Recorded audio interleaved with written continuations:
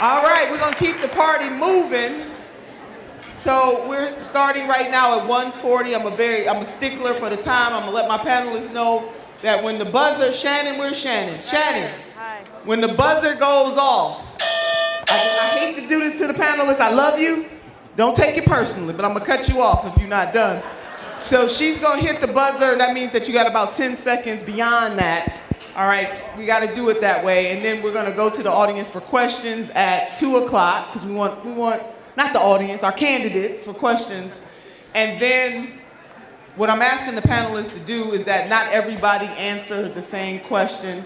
I want you guys to decide, but we don't need, the whole panel answering one question, because then that way we can give our candidates the ability to learn from you and to be able to get more questions in. All right, so we are ready. So we're gonna continue big ideas, and we're gonna talk about economic populism. So we're gonna start off though.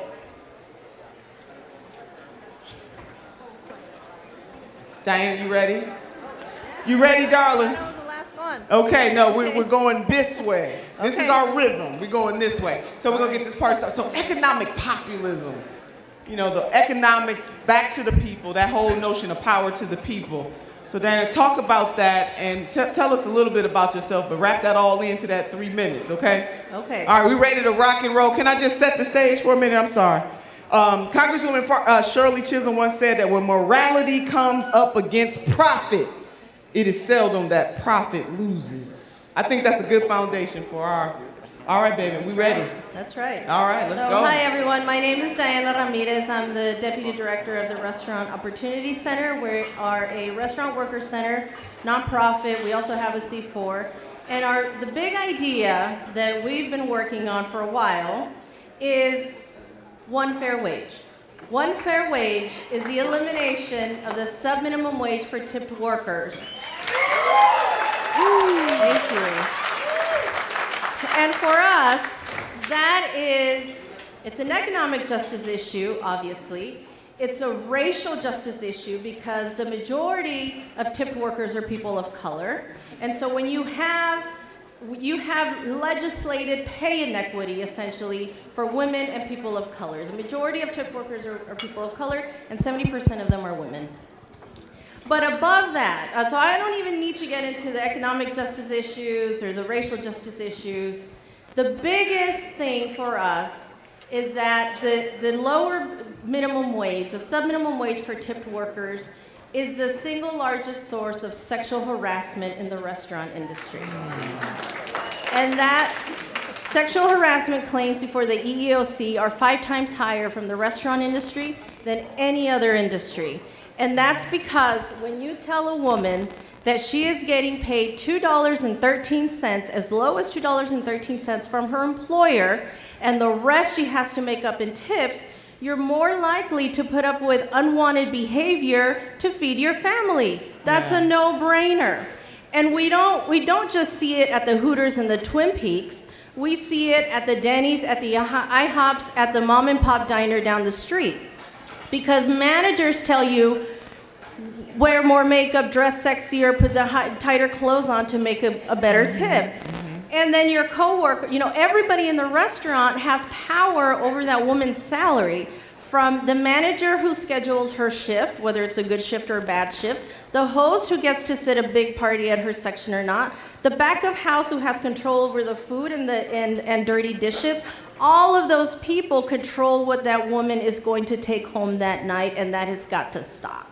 Yeah. So, all of this, the reason why we have a sub-minimum wage for tip workers to begin with is because it is a legacy of slavery. When the Fair Labor Standards Act was adopted 80 years ago, we had a very racist Congress that you had Congress members from Texas saying, you can't pay the black man what you're gonna pay a white man. And so the occupations that were mostly filled with people of color were not mentioned in the Fair Labor Standards Act, essentially leaving us at zero. And 80 years later, we've gone from $0 to a whopping $2.13 an hour for tipped workers. So the last time that, and employers will, The reason why it's still the case, it's because of the money, power, and influence of the National Restaurant Association, what we call the other NRA. Yes. Diana, I'm gonna stop. I gotta stop you right there. Okay. Yes, the other NRA. We're gonna beat. We got to get them too. Michael. Hi, everyone. My name is Michael Linden. I'm the Managing Director of Policy and Research at the Hub Project. We are a nonprofit issue advocacy campaign hub. And my big idea here is to talk about how the economy works or doesn't work overall, and don't segment things into separate buckets, because the fact of the matter is everything fits together. The public doesn't think about things in these separate buckets, and you should talk about them as one overall mechanism that fits together. Voters have an intuitive sense that the system is broken, that things are not working the way they are supposed to, that those with the most power and influence have fixed it, basically, so that they get to keep everything and the scraps go to everybody else. That is still true. That you probably hear a lot of national media talking about how the economy is improving or unemployment rate is a little bit lower. But the fact of the matter is that the economy is still very much broken for most people. And most people feel that. They don't feel that there is that we're suddenly in some better situation. They feel like the gains are mostly going to the very, very wealthy and the very, very powerful. That has the virtue of being true. So while progressive policies that we all are going to talk about and you've heard today, they're all individually popular and they're all individually effective. But we also need to give voters a framework for why these policies actually work. People like all of the policies that you're going to hear today, you've heard already. They are all popular. Our agenda is far and away more popular than the other side's agenda, and you should not be shy about that. But you need to give people a sense of why they work, why they have this sense that, yes, we should have one fair wage. That is a great policy that people support, and it is about justice. It's also going to make the economy work a lot better, because economy is about power and who has power, and workers are the ones with power, and when they have power, that is when the economy works better. So all of our policies, higher taxes on rich people, paid leave, fair work weeks, stronger unions, health care for all, they fit together, and we should talk about them as if they fit together. One last thing, and I'll stop. The public does not believe or agree with the trickle-down economics that they hear about a lot, but when in the absence of a separate framework that makes sense to them, you probably have seen this yourself, people sometimes default to those ideas. Oh, if we just got the government out of the way, or if, rich people do, that if we give the bosses more money, it'll eventually get down to the workers. People don't really agree with that when you ask them, but there is something underneath there that people sort of default back to, which is why we do need to give them this other framework. So I'll stop there with and I'll repeat that we should talk about how the economy works, who it works for and who it doesn't work for as a whole, and don't segment the issues into separate buckets. Thank you, Michael. So Diana talked about the National Restaurant Association being the other NRA. We got to come for them too. One fair wage. Michael said the fix is in, that the economy is about power. Jenn, what you got for us?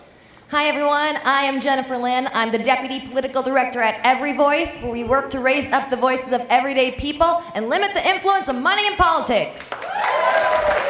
So we do that by passing small donor public financing measures and helping elect pro-reform candidates like your fine selves. So a few months back, I saw a poll that found that 94% of Americans blamed wealthy political donors for the dysfunction in our political system. I mean, when's the last time you found that 94% of Americans agreed on anything?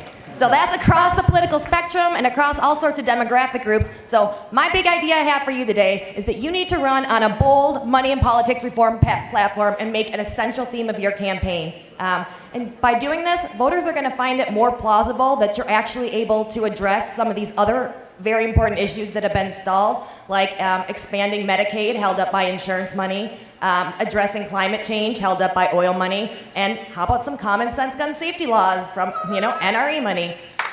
So you heard from End Citizens United last panel about the no corporate PAC pledge. We are definitely a fan of that. But think about it, guys, that's really not sustainable long term because we know Republicans are going to continue to take special interest money and because they don't care. So what we need to do, yes, do a no corporate PAC pledge, but how about add some proactive policies that are actually going to address the root of this problem?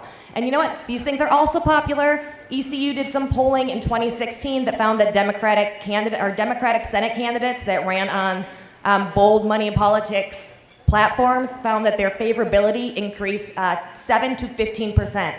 And so, yes, so don't be afraid to introduce a really bold campaign finance reform platform that it can include policies such as small donor public financing, and among other issues, contribution limits, disclosure of dark money, supporting a constitutional amendment to overturn Citizens United. Really round out your money and politics platform. And I just want to see a show of hands. Who would prefer to knock doors to call time? That is almost unanimous. And you know what? Small donor public financing would help you do just that. And these programs are already working across the country in places like Maine with the most blue-collar legislature in the country. Yes. In Connecticut, in New York City, and now in Seattle with the new Democracy Voucher Program, which is super cool. So I just want to end today on a more serious note. Talked to a lot of you yesterday, and you were truly inspiring. I left here and on a high because I was like, this is the new generation of the leaders that are gonna help make the real change. But I can't stress how important this election is, and we're really relying on all of you to fix our broken democracy when you get in there. And so by running on a strong money and politics platform is going to help you do just that. Thank you. Oh, thank you, Jenn. All right. My God, you guys are just rocking this thing. So Diana said we need one fair wage. Michael, the economy is about power. Jenn, run on a bold money platform. Sarah, what you got for us? So I want to talk about fixing our democracy too, but first I want to show of hands. Okay. Who booked their tickets and their hotels online to come here? Is that better? All right. Who booked their tickets online to come here? Right? So there's a bunch of choice. You can go to Expedia, you can go to Orbitz, you can go to Travelocity, you can go to Kayak, you can go to Priceline, you can go to Booking.com. There's tons of choice, right? No, actually, those companies are all owned by two companies, Expedia and Priceline. And they're wasting your time, and they're tricking you into thinking there's all of this competition in that market. There isn't. At the end of the day, at any of those websites, you'll have the same price. This is true. This illusion of competition is true in almost every market you can think of. I could spend the 3 minutes I have up here just going through the list. Rental cars, cowboy boots, chickens, baby food, diapers, healthcare, hospitals, social networks, pharmacies, appliances, eyeglasses, beer, just all across the board. Airlines, didn't mention that. So we have in this country a real crisis of competition. And that matters because that crisis has also led into the problems that Michael Linden has talked about so articulately of our economy. People don't think that their kids are going to have a better future than they are. Wages are stagnant.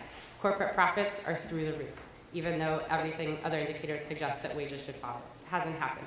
Innovation is at a 40-year low, and the quality of things that you buy, you kind of just know, it's not what it used to be. Things don't work, things don't last. And wealth is being pulled out and sucked out of communities, right, and taken to the headquarters of these large multinational corporations. So we have this crisis of our economy, right? And corporate power, concentration of economic power is a big part of that. That also lends itself to a crisis of our democracy, right? Because we all know, as Jenn just talked about, that our representatives do not respond to us in the way that they should, right? Because of the influence of money in politics. And this is facilitated by the dramatic concentration of economic power in our economy over the last 40 years. This also opens the door, this feeling that people have of being unable to get ahead, not having control over their lives, their kids not doing better than they are, and creating a lot of anger that can be directed, at immigrants, communities of color, things like that, and we've seen that happen. When the real source of the problem is this dramatic concentration of power among corporations over the last 40 years. Thank you so very much. David. So monopoly power is the common thread between our economic problems and our political problems. And without talking about that, without talking about corporate monopolies that are taking wealth out of our communities, that are reducing dramatically the opportunity for us to start our own businesses and be a part of our communities and our commercial lives in that way, we are not ever going to fully solve these two problems. And I would say it will be a major, major roadblock to making progress at all. So folks on the ground in communities, should be the ones to carry this message forward. We know it's hard, you know, when you get a little higher up to take on corporate power in that way. But I think that this is a message that will resonate, that people feel it, that people know that this is something that's affecting their lives, and they're waiting on people to tell them that, to explain that to them. That's my big idea. Thank you, Sarah. David.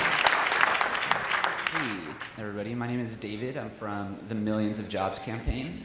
And we are here. Our big idea is fighting for national infrastructure investment in our communities and creating millions of jobs through that. And so can I just ask another question to all of you guys? Yeah, clap for that. How many of you here can think of a local infrastructure issue in your community that you would like fixed? Okay, it is very hard to see, but I think every hand just shot up, so that's crazy. Yeah, that is true in communities all across this country, and it is a problem that we can absolutely fix. The way that we fix this is by investing in these projects and investing in national infrastructure in a way that is sustainable and in a way that actually fixes these problems. And so, as we all saw from the tax bill that happened last year, we have plenty of money in this country. You know, there's so many people with so many resources, and those resources could be going to fixing all of these problems, but instead they're going to making people and corporations even richer than they already are. We are saying that as community, as a party, as candidates across the country, we can stand up and call for the right kind of infrastructure investment, and we can do that in a way that will win elections. So right now there are millions of people in this country who are underemployed or unemployed or are not making ends meet for whatever reason, and there also are all of those different projects that you guys all just raise your hands for that need to be fixed. And so if we put the money to the right places and put them to the right communities, then we can put all of those people to work in sustainable jobs that are union labor, that pay a living wage, that are creating a just transition to renewable energy, doing all of those different projects and doing it in a way that will make our economy much, much, much better and put the power back into the workers. When we talk about infrastructure within millions of jobs, we're talking about it in a very broad way. We're talking about those roads and bridges that are falling apart in a lot of our communities and those huge potholes that you're seeing on your commute to work. But we're also talking about public transportation in cities. We're talking about water systems that are failing all across this country. We're talking about the schools where students are going in without heat in the middle of winter. There's so many different things that we could be talking about, that we could be connecting with our communities about, that our country should be paying for and our country should be helping out with. And right now, we are not. You know, we have historically underfunded these projects, and that's the reason that so many of them have gone either completely unstarted or are stuck, you know, in the middle of repair. What we are really hoping for is that everybody takes this back to their communities and talks about those local issues more than anything. You know, it doesn't really make sense to a lot of people to just talk about this national infrastructure plan and say, you know, we should spend this much money on infrastructure. That doesn't mean much to most people. What does mean a lot to people is to talk about how their lives are going to be affected and how their kids are going to have more access to whatever it is that they need. Before I wrap up, I just want to make one plug for the resource fair, which is right on the other side of the hotel. And over there we can talk about a national day of action that we're having for candidates to stand up for these millions of jobs. So thank you all so much. Thank you so much, Erica. Hi, can y'all hear me? Okay, a little closer. Yeah. My name is Erica Payne, and I'm president and founder of an organization called the Patriotic Millionaires. Yes, there are some patriotic millionaires, and I know, we're so glad there are a few. There are actually 213, to be exact. Well, so last night, y'all heard from Senator Sanders. And Senator Sanders, if we learned one thing from Senator Sanders during the campaign, it is that we have a rigged economy that is built on top of a corrupt campaign finance system. Well, how do you rig an economy? I mean, that seems like a pretty big job. Well, it starts with the tax code. Let me give you an example. Let's think of a couple. We'll call them Roseanne and Dan. So the O'Connors went to work every day this year, 40 hours a week, 50 weeks a year, 52 weeks a year. They brought home $77,000. Dan actually worked a little harder this year than he did last year. Anyway, so $77,000. How much in federal tax do they pay? About $6,000. Now let's think of another couple. We'll call them Steve and Louise. The Mnuchins also made $77,000 last year, #Hermes. But they did not work a single day. They sold some stock. How much money in taxes will the Mnuchins pay on their $77,000? $0. Let's look at next year. Dan and Roseanne got the gumption underneath them. They thought we're going to make some more money. They made $400,000 the next year. They're going to pay about $100,000 in federal taxes. Steve and Louise, #self-sacrifice, sold some stock. They made $400,000. How much tax did they pay? Well, we already know they paid 0 on the first 77, and they paid 15% on the next 323, for a total tax bill of $45,000. So by not working, the Mnuchins end up $55,000 richer than the Connors. So it is true that the rich get richer, but it is even more true that the tax code is specifically designed to make sure that the rich get richer. One of the basic building blocks of an economy is the tax code, and one of the basic building blocks of the tax code is the characterization of income, whether it's ordinary income from working or capital gains income from investments. So in the battle versus their money and your sweat, their money wins every time. Inequality is not an accident, it is the point. Your constituents are Roseanne and Dan. Your opponents are working for Steve and Louise. And all the billions of dollars and decades they have spent trying to convince people that what is good for Steve and Louise will eventually be good for Roseanne and Dan. It is a lie. Thank you, Erica. And for more information, visit the resource fair and learn how to think like a patriotic millionaire on taxes. Yes, thank you, Erica, so much. Joy, I hope you're gonna bring us a little joy after that. We're talking about taxes. I know. What's not joyful Okay. about that? All Actually, right. my parents' name are Steve and Louise, and I now feel really confused about the whole world. I'm working with the Economic Security Project, and I want to just have you think for a minute about your campaign's response to a couple stories that you've probably heard. The first is the teacher who is taking on an additional job to pay the bills. There's the mom who is struggling to pay for diapers.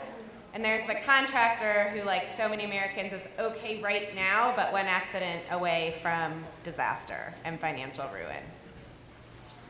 So how many of your campaign's response includes cash money?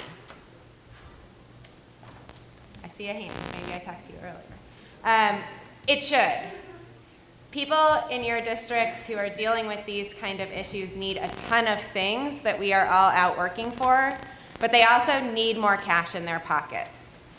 The Working Families Tax Credit can put it there. The policy is simple. I will caveat and say for a tax policy, so it fits on our 3-pager. But the basics are at the state level. If you're making $75,000 a year, you would get a $1,200 tax credit, more if you have kids.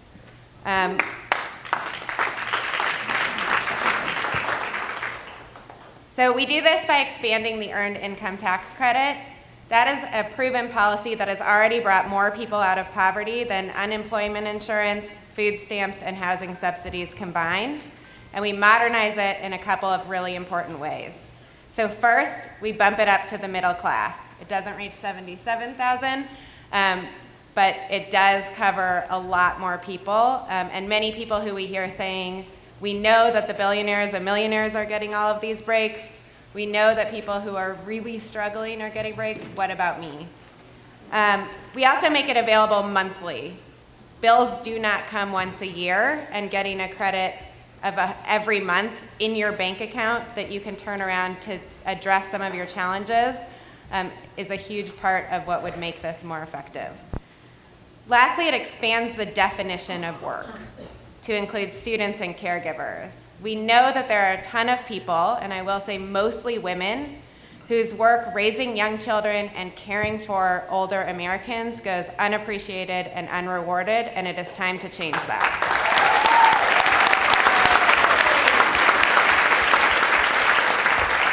So where do we get this cash money? There is a theme here, and I will give you a guess. We can pay for all of this by taxing the wealthiest 1%.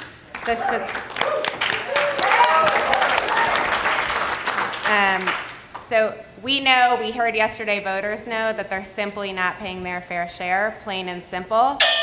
And voters also know that the cost of living is rising, that growing inequality is threatening our democracy, and that we need to make the economy more fair. So if you are looking for ways to not just talk about these issues on the campaign trail, but do something about them once you win, include the Working Families Tax Credit in your platform, and we can help you. Thank Add you, your thank steps, you, Joy. come to the resource fair. I'll see you there. Thank you. Alex. Thank you so much, and thank you to all of you who are stepping up to do the hard work, to run for office, to fight for these bold ideas. So please give yourselves a round of applause. But my big idea might not land so well, because we love to be the heroes in our own stories. But my big idea is that being bold is not actually being that brave. That being bold is incredibly popular.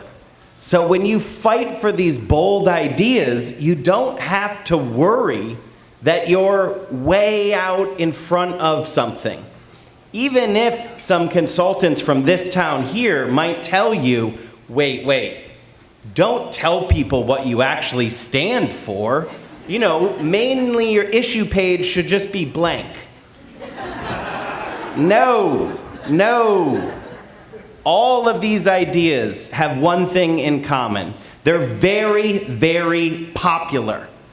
Be bold and you will win. So it's true.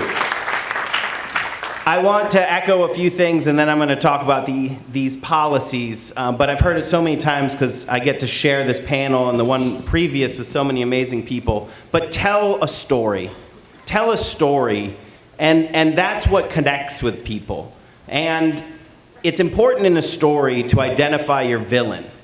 Now, in this case, and actually in all of them, it happens to be true that it's very easy because the greedy liars on Wall Street are trying to stick their hands into our pockets and steal our money through any way possible. They rig the tax code.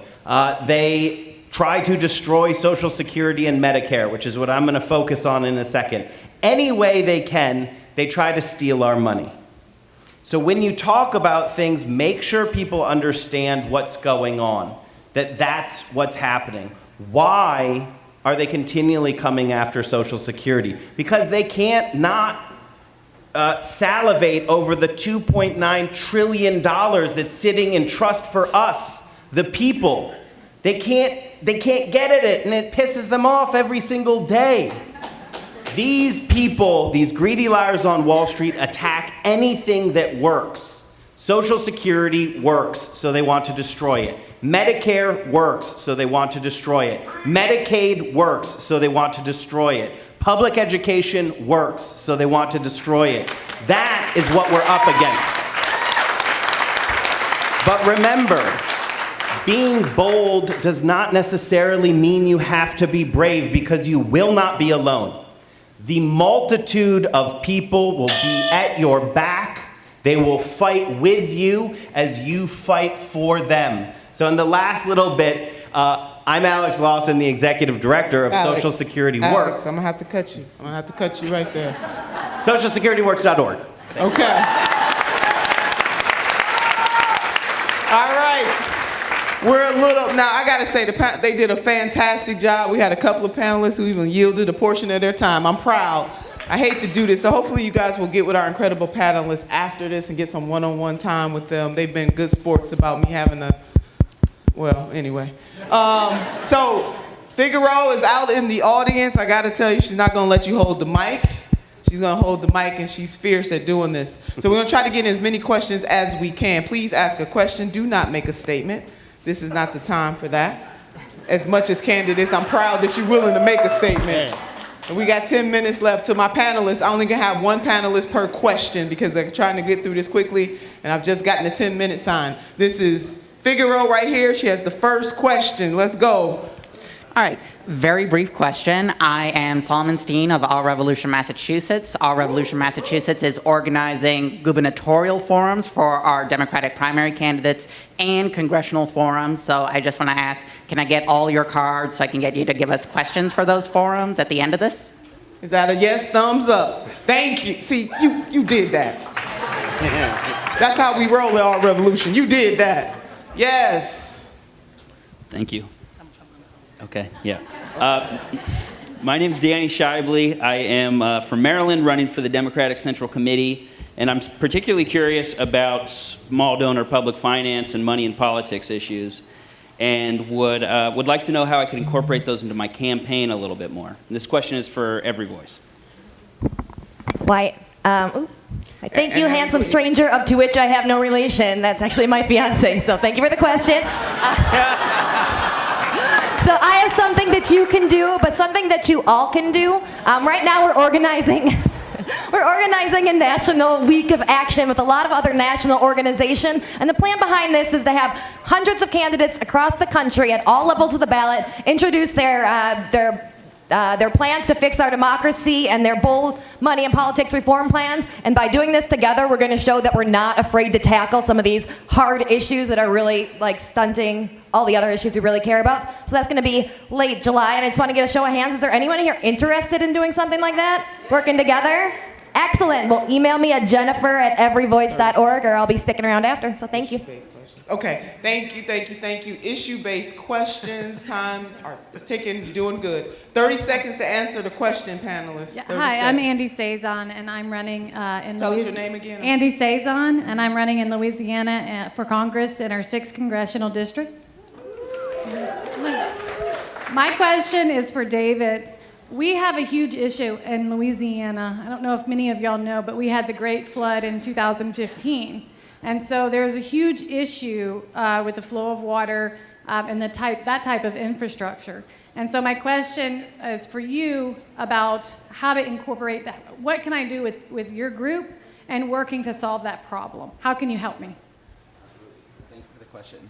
I think can you guys hear me? Yes. I think in Louisiana and everywhere, it's really talking about where that money is going right now. Which is going to rich people and corporations, and where that money could be going, which is to whatever the projects are that are necessary to kind of prevent that problem from happening in the future, or to stop the problem now. And I think that it's a really great opportunity to kind of make that message clear. Thank you. Hi. Earlier we discussed, you brought up the monopolies in our economy, and I've uncovered a situation in my local economy where a neighborhood with 1,200, in one city, in one neighborhood, there are 1,200 single-family residential homes. Blackstone has purchased 285 of them, everything under 200,000 basically, and they're turning them into rental properties. They're sucking the wealth out of our economy, and they're making it so that young families cannot purchase their first home and establish themselves when they're ready. I want to know if somebody's out there doing research on this at the grander scale within all of our cities, because that is one small neighborhood in the city of Tampa, and there are multiple neighborhoods that I have yet to start researching. But my problem is I don't know where to go to help find the data, aggregate it, and start taking this on, because I do believe it's a monopoly at this point. I think this issue is kind of just coming out, and we need other groups to help us. There's 8 of us, so it's great that you raised that issue. And like I said, there's monopoly stories everywhere you look, and they touch communities in ways that are very visceral, which I think is why it's so good for you to kind of give that example. There's no community in which people can't afford prescription drugs because of insurance monopolies. Farmers can't afford to buy seed because of the Bayer-Monsanto merger and all of the concentration in that market. Wherever you are, there is a monopoly story there that touches your constituents as either, small business owners. I gotta cut you. I gotta cut you. You guys got 30 seconds to answer the question. Hi, Yes. I'm Carlton Smith. I'm from Mississippi, looking at a congressional run in 2020. My question is for Joy around putting money in people's pockets. What is to prevent the folks who want that money not to go in our pockets to cause inflation and therefore nullify the effect of that money going into the pockets? What's this backstop? So I don't have a perfect answer on inflation, but I think we see over and over again that when people have extra money in their pockets, they spend it in the way that they think best, whatever else is happening in the broader economy. And so we want to keep pushing to do that as much as possible. And then I'm sure that there are other people in the room who have ideas on inflation and some of the other elements of the economy. Thank you. And I see Erica got a little. Erica, I know I'm gonna break my rule here. You want to answer that? Inflation is nowhere close to a problem, and somebody who brings it up is full of shit. So refer. I mean, honestly, it's preposterous. The inflation argument is preposterous. Do not let them get away with it.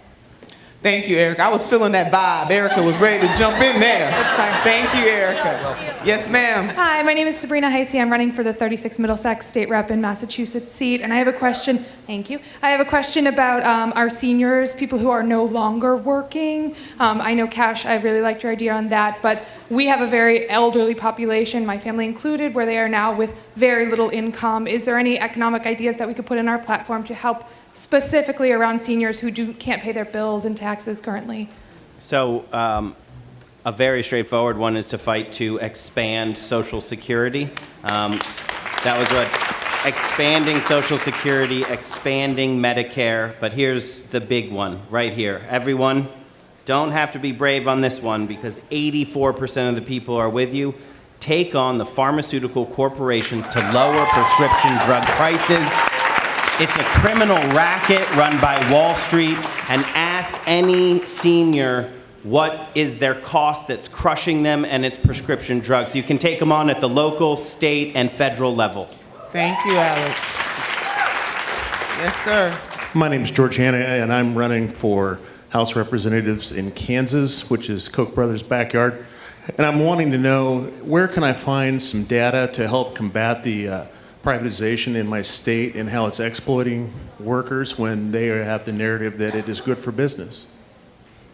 Any panelists can take that on? Anybody?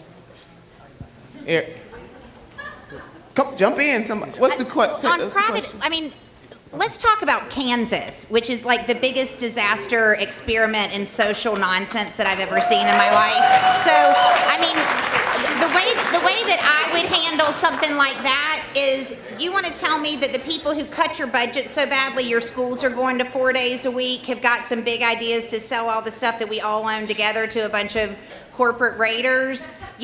Show me the door, right? I mean, you can't even dignify some of this crap with like a reasoned response. I really want y'all to hear me. I mean, it's one of the reasons that the Patriotic Millionaires are so aggressive about what they say. Mm-hmm. Rich people have spent billions of dollars and decades trying to convince you that the things that are good for them are good for everybody else. I cannot state this more firmly enough. It is not. They are lying. There is no correlation at all, as Randall Stevenson said. He said the correlation between between tax cuts and job creations was very, very tight. He was one of the main people. I'm gonna stop you right there, darling. It was such a good ending point, though. We have time. I know. I'm sorry.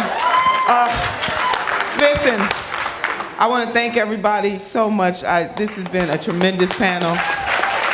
Man, no more questions. My apologies. The panelists did a wonderful job, and I want to thank you two out there. You have been wonderful too. This was tight. We ran a tight ship, but we did it together. So just taking from everything that everybody had to say, Diana said, we need one fair wage, amen to that. Michael let us know that the fix is absolutely in, but the economy is about power, and we got to give voters a framework. Jenn talked about the need to run on a bold money platform. Don't play with it, she said. Run bold. Sarah talked about the illusion of competition. She was about to break that thing all the way down, so I want y'all to see her after this so she can go through her list. David said that we have to talk about national infrastructure, talk about the creation of jobs, but he said make it local, make it real for folks. And then Erica, Lord have mercy. I don't know what to say about Erica, but she said it's a bunch of crap, okay? Let's just break it on down. Joy said that we must expand the definition of work, amen to that, and that we need to have the EITC to be monthly so that people could really use that money in a way that fits how they use it. And Alex said being bold is not brave, baby. Being bold is not brave. There are a whole lot of American people out there who are on our side. Just tell the truth, the whole truth, but nothing but the truth. So help us, God. Man, so this has been beautiful. So I'm gonna leave you with, y'all know how I feel about Any Blue Won't Do, but I'm not gonna do that one. Basically what these experts have done, and you will have access to them after this, I just wanna thank them for bringing their expertise and their love and their brilliance into this space for you. But to sum up everything that they had to say, I'm feeling a little President Nelson Mandela right about now. These people speak to me all the time. But the President Nelson Mandela said it always seems impossible until it is done. And that's what these panelists talked about today, that it is not impossible, that we can make the possible possible. So thank you so much, panelists, so very much.